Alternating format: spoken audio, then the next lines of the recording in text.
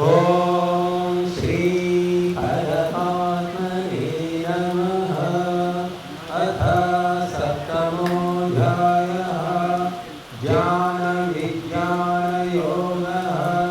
श्रीभगवानुवाच मय्यासक्तमनः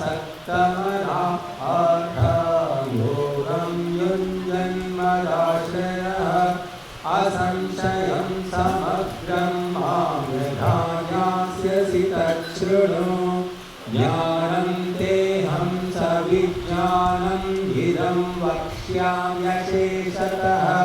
यज्ञात्वा नेह भूयोऽन्यज्ञातव्यमवशिष्यते। मनुष्याणां सहस्रेषु नश्चिद्यतति सिद्धये यततामपि सिद्धानां नश्चिन्मां वेति तत्त्वतः। भूमिरापो नलो वायुः खं मनो बुद्धिरेव च अहङ्कार इति यं मे भिन्ना प्रकृतिरस्तथा। अपरेयमितस्पन्यां प्रकृतिं विद्धि मे परां जीवभूतां महाबाहो येयं भार्यते जगत्। एतद्योनीनि भूतानि सर्वाणि द्युपधारय अहं कृष्णस्य जगतः प्रभवः प्रलयस्तथा। मत्तः परतरं नान्यत् किञ्चिदस्ति धनञ्जय। मयि सर्वमिदं प्रोतं सूत्रे मणिगणा इव। रसोऽहमप्सु कौन्तेय प्रभास्मि शशिसूर्ययोः। प्रणवः सर्ववेदेषु शब्दमखे पौरुषं नृषु। पुण्यो गन्धः पृथिव्यां च तेजश्चास्मि विभावसो। जीवनं सर्वभूतेषु तपश्चास्मि तपस्विषु।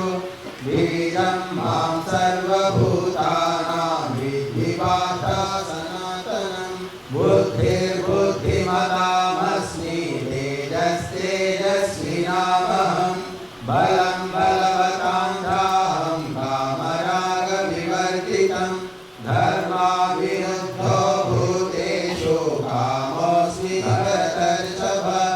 ये चैव सात्विका भावा राजसास् तामसाश्रये मत्त एवेति तान् विद्धि नत्वहं तेषु ते मयि। त्रिभिर्गुणमयै भावैः सर्वमिदं जगत् मोहितं नाभिजानाति मामेभ्यः परमव्ययम्। दैवी हेषा गुणमयी मम माया दुरत्यया।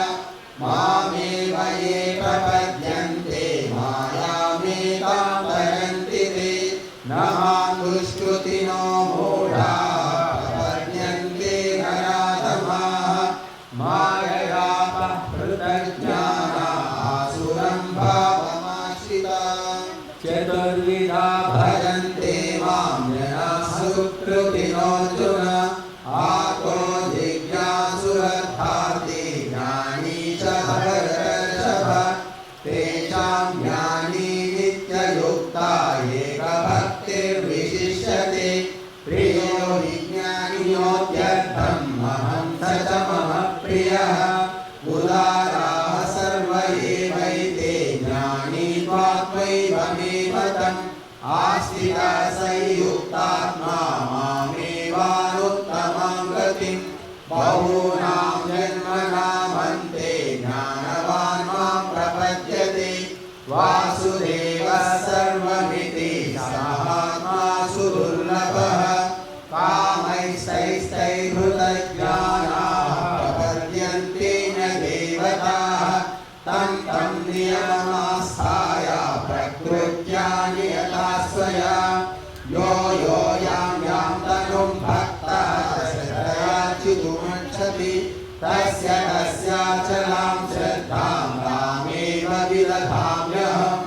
तदया श्रद्धया युक्तः तस्याराधनमीहते।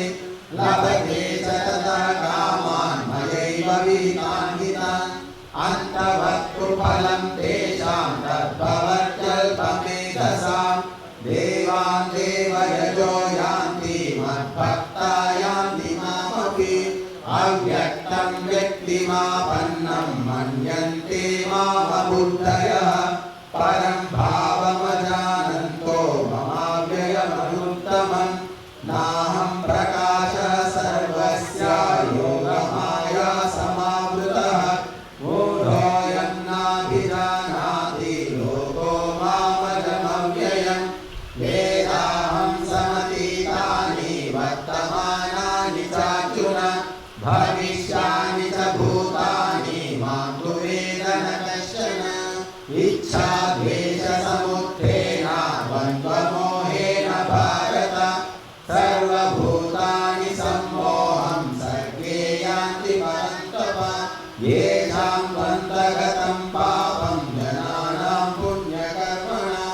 ते द्वन्द्वमोहनिर्मुक्ता भजन्ते मां दृढव्रताः जरामरणमोक्षायामाश्रित्य यतन्ति ते ब्रह्म तद्विदुः अध्यात्मकर्म चाखिलम् साधिभूताधिदैवं मां साधियज्ञं च ये विदुः प्रयाणकालेऽपि च मां ते विदुर्युक्तचेतसः ॐ तत्सदिति श्रीमद्भगवद्गीतासु उपनिषत्सु ब्रह्मविद्यायां योगशास्त्रे श्रीकृष्णार्जुनसंवादे ज्ञानविज्ञानयोगो नाम सप्तमोऽध्यायः। ॐ शान्तिः शान्तिः शान्तिः। भारत माता की जय, वेद माता की जय, गो माता की जय, महर्षि दयानंद सरस्वती की जय, साध्वी सीता माता की जय, मर्यादा पुरुषोत्तम श्री रामचंद्र जी की जय, योगेश्वर श्री कृष्ण चंद्र जी की जय, साध्वी रुक्मिणी माता की जय, राम भक्त हनुमान की जय। सर्वेभ्यो नमस्ते। अंदरू भोजनं स्वीकరించండి। సాయంత్రం 4:30-5 మధ్య మన కార్యక్రమం మొదలవుతుంది।